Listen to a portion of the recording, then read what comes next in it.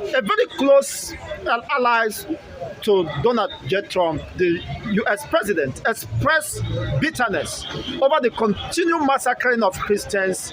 Since 2000, he cited over 200 or 100,000 Christians have been killed and over 18,000 churches, showing that Donald Trump is not happy with what is going on and is already focusing on Nigeria and possibly will address this injustice and program. He also cited the Indians, the killings since 1966 to 70, and that is ongoing. So could it be a win-win for those canvassing for Biafra? I believe that Trump will do something for us before he leaves. I believe that God put him there for God's people all over the world. But he has just less than 2 years. And I know he knows it. Yes. 2 years is still a lot of time. He can wake up tomorrow and announce something. If he announces it, that's it.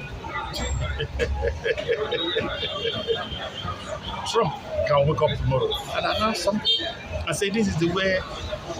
He has the records over the years. The records are there. And that's the problem Trump has with United Nations. He said United Nations is corrupt. He said Trump, is not waiting for United Nations to give him a go ahead for him to do what is right, what is good. He said United Nations is corrupt. And those men in United Nations, they have the record also. So with the record in the hand of Trump, they can wake up tomorrow morning and say, we have had enough. The world has had enough of this. In this part of the world, in this country, that fall.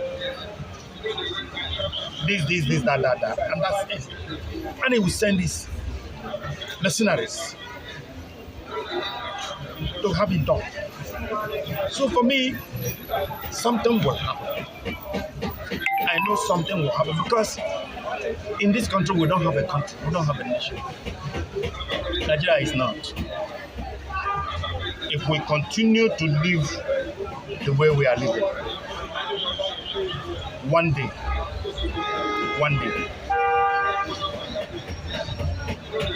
the Fulanis and their sponsors will kill everyone that is not a Muslim in this country and take over the place. Because those who are backing them have too much money. Only America and Israel can fight them.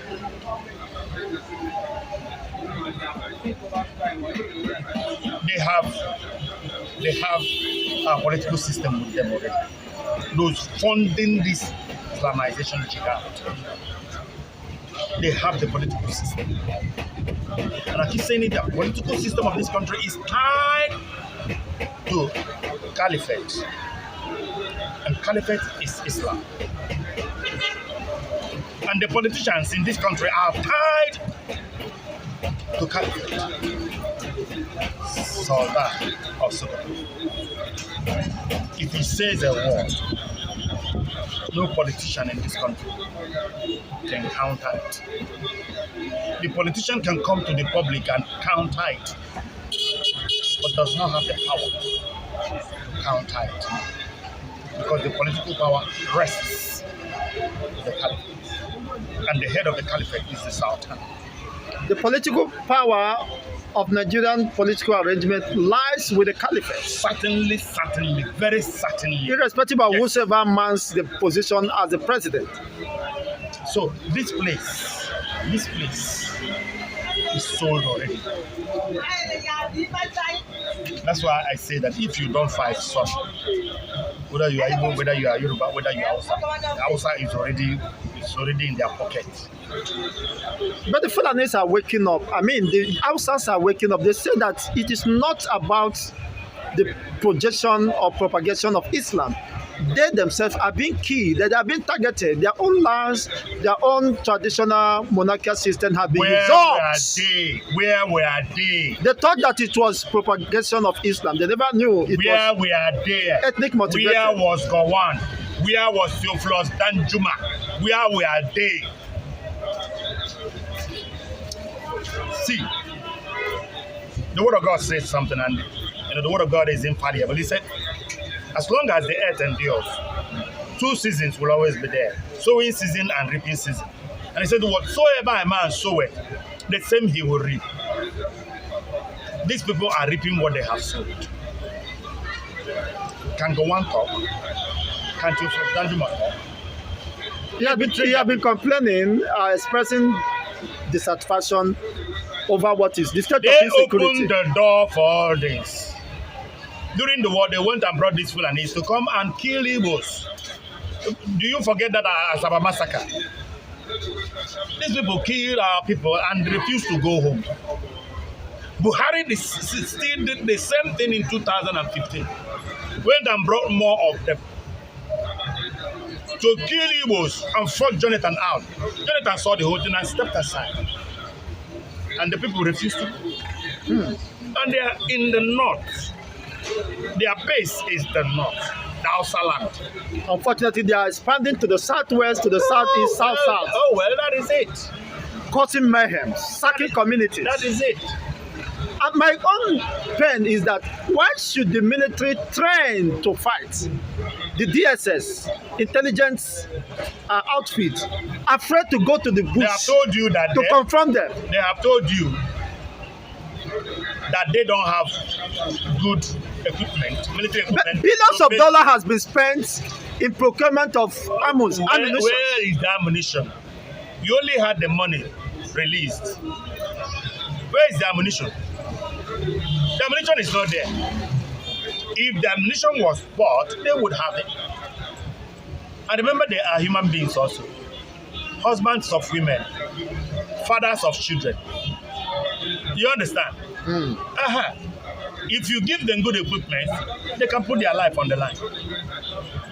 You don't tell people to go and fight barehanded against people who are well equipped.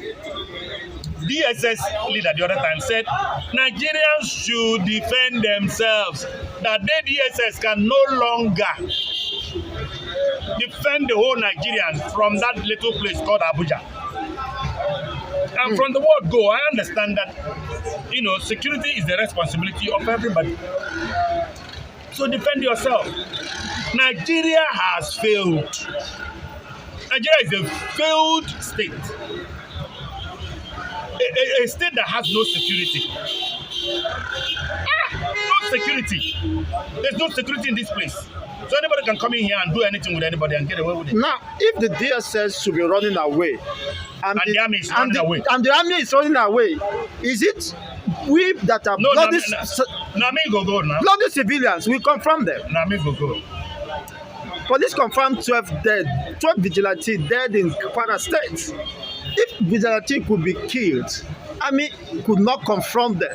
Does it mean that possibly billions upon trillions of naira from crude? Yes, we cannot see what the money is being used for, and we still allow these politicians to go about collecting titles everywhere. And idiots amongst us are still following them all about, still campaigning for them, telling us we should vote for them again in 2027. It's a pity. Very unfortunate, honestly. What is your rating of Tinubu's administration? He's a failure now. What am I going to rate him? Does it mean he has not done? He's trying to. We have never had a political reform the system like APC. But he told us the days of the worst is over. Leave him. Leave Tinubu. I don't want to talk about him. Leave him. Tinubu and APC and Buhari failures. 100% failure. Because they made life worse for us. From 7,000, 8,000 naira a bag of rice to 100,000.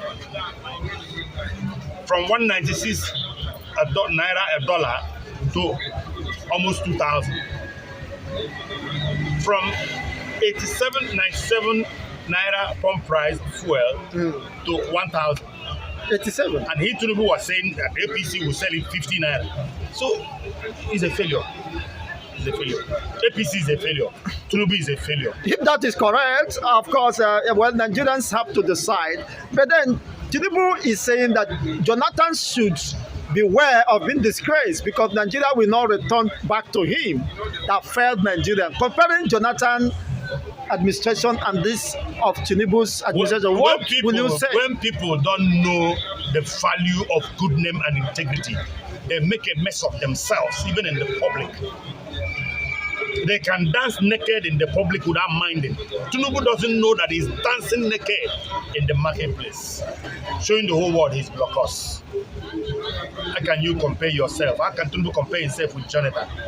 So Jonathan, Nigeria rejected Jonathan, so he shouldn't dare to come back so that he will not suffer another disgrace. Maybe Nigerians have learned their lessons and have tested the good, the bad, and the ugly. They might make the right choice now. Well, let's see what happens in 2027. Let's see what happens in 2027. Well, it is quite interesting. Thank you once again for these interactions and entertainment news. You're welcome. Don't forget to like, share, and subscribe for more political updates.